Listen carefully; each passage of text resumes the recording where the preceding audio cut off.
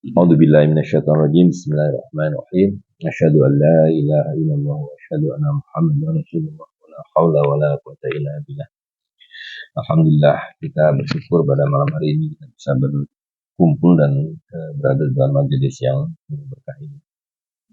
Jadi kita hidup di zaman ketika satu kalau sebutnya aspek lah ya dari Islam itu praktis hilang, yaitu ihsan. Jadi ada Islam, ada iman, dan ada ihsan. Nah, ini adalah zaman ketika pengetahuan atau pengajaran tentang ihsan itu sangat penting, tapi justru praktis tidak ada atau sangat sedikit gitu. Karena ada sebagian bahkan umat Islam yang menyatakan bahwa pengajaran ihsan itu tidak diperlukan gitu ya. Dan kenapa zaman ini pengajaran ihsan itu sangat penting? Karena umat Islam khususnya telah kehilangan apa yang disebut sebagai basirah. Ada satu bagian dari tubuh manusia yang kata Rasulullah SAW, kalau bagian tubuh ini baik maka semuanya baik, dan apabila buruk maka dia akan buruk. Dan itu adalah kolbu. Kolbu inilah tempat di mana kita bisa mendapatkan basirah dengan cara sudah barang tentu dalam tanda petik kita harus mencerdaskan kolbu ini.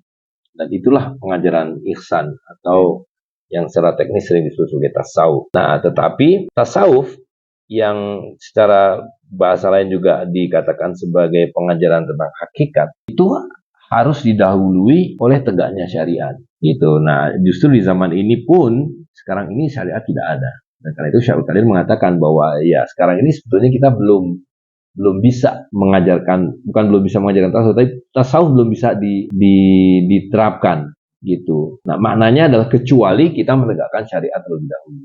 Jadi ketika rukun zakat itu telah ditegakkan, karena ini adalah bagian syariat yang paling hilang hari ini, maka disitulah pengajaran tentang tasawuf bisa dijalankan. Bukan berarti bahwa tidak boleh ada pengajaran tasawuf atau pengajaran tasawuf itu tidak diperlukan, tetapi maknanya adalah tidak akan sampai pada tujuannya manakala tidak didahului atau bersamaan dengan ditegakkannya syariat Islam. Dan lebih spesifik lagi, tentu syariat Islam itu luas, tapi dalam konteks zaman kita hari ini yang sangat pokok, yang sangat penting adalah ditegakkannya kembali rukun zakat. Dan ini adalah menjadi tanggung jawab kita bersama untuk bagaimana mengajarkan kembali agar syariat ini ditegakkan, atau secara lebih spesifik adalah zakat ditegakkan sesuai dengan rukunnya. Di mana dua pilar pokok dari zakat yang runtuh hari ini adalah amr dan nukut atau ain dalam pengertian yang lebih luas kalau kita bicara tentang zakat yang di luar zakat mal yang berupa uang ya. Jadi zakat ternak, zakat pertanian semuanya harus dibayarkan dengan ain. Nah, tapi hari ini kita melihat bahwa bahkan zakat mal yang bukan berupa uang praktis mati. Hari ini kita jarang sekali mendengar ada orang membayar zakatnya berupa sapi atau kambing atau apapun, padi dan seterusnya. Jadi kita tentu melihat peternakan besar di mana-mana, tapi tidak pernah kita mendengar ada orang membayarkan zakat berupa sapi atau kambing. Nah, tentu itu karena yang paling pokok adalah bahwa amr hilang. Jadi ketika amr hilang maka zakat tidak bisa ditegakkan. Gitu, karena seharusnya ketaatan umat Islam terhadap amr dalam hal pembayaran zakat itu hampir-hampir melebihi dari ketaatan warga negara membayar pajak gitu. Tapi hari ini orang begitu ketakutannya, begitu gelisahnya kalau tidak membayarkan pajak, tapi abai terhadap kewajiban membayar zakat gitu. Nah, jadi marilah kita yang sudah memahami aspek ini penting untuk mengajak dan mengajarkan kepada seluruh umat Islam. Karena ini adalah pengetahuan yang praktis hilang karena Islam telah mengalami asimilasi dengan kapitalisme modern. Jadi tentu rangkaiannya panjang dan penjelasannya panjang, tapi intinya adalah bahwa runtuhnya rukun zakat ini adalah karena hilangnya amr, dan hilangnya amr ini adalah karena Islam atau umat Islam telah mengadopsi kapitalisme sebagai modus kehidupan.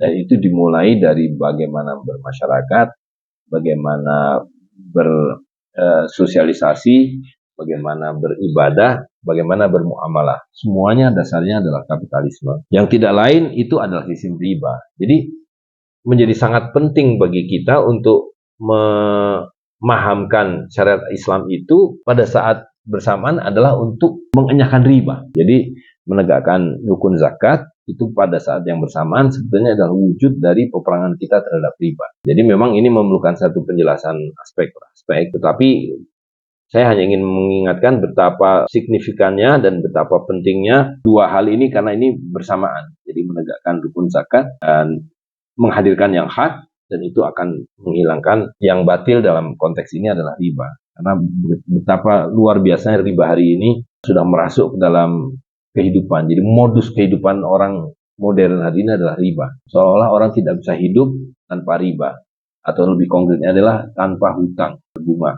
Baik itu melalui bank-bank kah, atau melalui rentenir kah, atau melalui pinjol-pinjol kah. Tapi hari ini akan semakin merajalela bahwa orang akan terjebak dan menjadikan riba, hutang sebagai modus operandi dalam kehidupan. Jadi karena itu kita mohonkan kepada Allah SWT untuk memberikan kita kekuatan dalam menegakkan tugas-tugas ini. Dan kita mohon kepada Allah SWT untuk menghadirkan orang-orang yang terbaik, yang berdedikasi, yang bersedia untuk menegakkan syariat Islam, sehingga pengajaran tentang ihsan bisa kembali diterapkan dan ditegakkan. Sirah barakatuh. Bismillahirrahmanirrahim. Alhamdulillahirabbil alamin, arrahmanir rahim, maliki yaumiddin.